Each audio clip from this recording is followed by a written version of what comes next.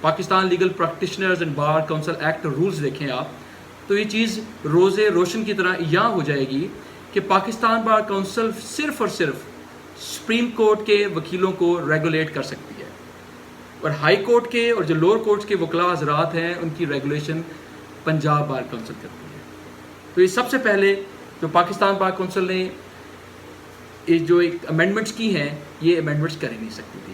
میں ایک counter attack کرنا چاہوں گا ان پہ، میں اس کو ڈیلیبریٹلی کاؤنٹر اٹیک کر رہا ہوں۔ دیکھیں ہوتا کیا ہے، ہمارے ممبرز بنتے ہیں پاکستان بار کونسل کے، لیکن ساتھ ساتھ وہ کسی نہ کسی بار ایسوسیشن کے پریزیڈنٹ یا کیبنٹ کے اندر بھی ہوتے ہیں۔ حال ہی میں ابھی دیکھیں کہ ہماری لاہور ہائی کورٹ بار کے جو پریزیڈنٹ ہیں وہ ممبر پاکستان بار کونسل بھی ہیں۔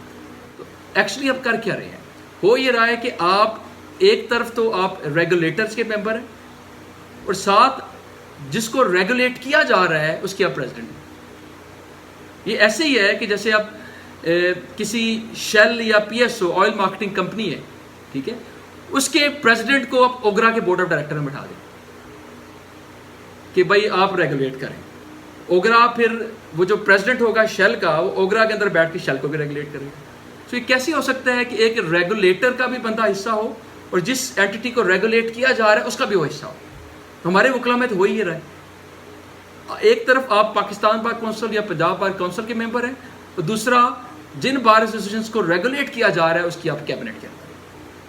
تو سب سے پہلے ہم ینگ وکلا کو جو ایک کاؤنٹر اٹیک کرنا چاہیے، جو ایک موومنٹ چلانی چاہیے، وہ یہ چلانی چاہیے کہ کم از کم اس چیز میں امینڈمنٹ کی جائے کہ جب آپ پاکستان بار کونسل کے ممبر ہیں تو آپ سپریم کورٹ بار ایسوسیشن کے ممبر ہی نہیں رہیں گے، کجا کہ آپ ان کی کیبنٹ کا حصہ بنیں۔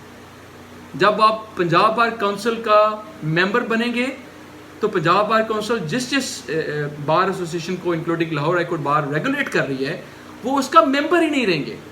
کیبنٹ بننا، اس کی پریزیڈنٹ یا فائنانس سیکرٹری یا سیکرٹری بننا تو دور کی بات ہے۔ جب یہ بات ہوگی تو پنجاب بار کے اندر بیٹھ کے تب وہ سب بار ایسوسیشنز کو ریگولیٹ کر سکتے ہیں۔ اس کے علاوہ ریگولیشن کا ایک دھوکہ سامنے لگے گا، وہ ریگولیشن بالکل نہیں ہوگی۔ سو ایک چیز تو یہ سب سے اہم کرنے کی ضرورت ہے۔ دوسری چیز جو ہم کری جانے کی ضرورت ہے وہ یہ ہے کہ جب آج کل پنجاب بار کی کیمپین چل رہی ہے، وہ بڑی اہم بات یہ ہے کہ جب یہ ممبر بنیں گے تو اس کے بعد انہوں نے انہی وکلاء حضرات کو ریگولیٹ کرنا ہے، ان کی اکاؤنٹیبلٹی کرنی ہے جن سے ووٹ لے کے آئے۔ یہ کیسے ممکن ہے کہ میں نے ایک صاحب کو، ایک وکیل صاحب کو میں نے ووٹ دے کے ان کو ممبر بنایا، ان کی میں نے بڑی ایکٹیو کیمپین کی ہے، ان کا میں نے فنکشن بھی رکھا ہے اپنے آفس میں، بعد میں کوئی ایسی حرکت کرتا ہوں جس پہ مجھے سزا ملنی چاہیے اپنی بار ایسوسیشن کی طرف سے، تو وہ ممبر صاحبان کیوں کریں گے میرے خلاف؟ کیونکہ میں نے ان کی کیمپین کی ہوئی، یا ان کو یہ ڈر ہوگا کہ چلیے اگر ابھی نہیں کی تو اگلی دفعہ دوبارہ ممبر میں نے بننا ہے تو لہٰذا اس پہ میں ہاتھ نہ اٹھاؤں۔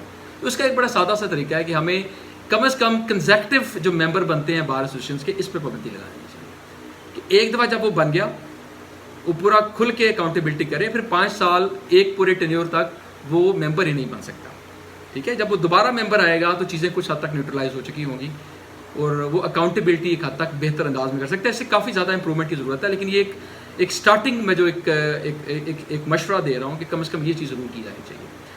باتیں اور کافی کی جا سکتی ہیں لیکن اس ویڈیو کو مختصر رکھنا مقصود ہے۔ سو ایک دفعہ میں پھر یہ بات کرنا چاہوں گا کہ ہم سب وکلاء حضرات کو بڑا ایکٹیو ہو کے اس پہ کیمپین کرنی چاہیے کہ آپ ریگولیٹر کا اور ایک ریگولیٹڈ باڈی کا دونوں کا ایک ٹائم پہ ممبر نہیں ہو سکتے۔ یہ کانسٹیٹیوشن کے بھی خلاف ہے اور میں یہ بھی سمجھتا ہوں کہ ہمارا جو لیگل پریکٹیشنر بار کونسل ایکٹ ہے اس کی اسپرٹ کے بھی خلاف ہے۔ Thank you very much.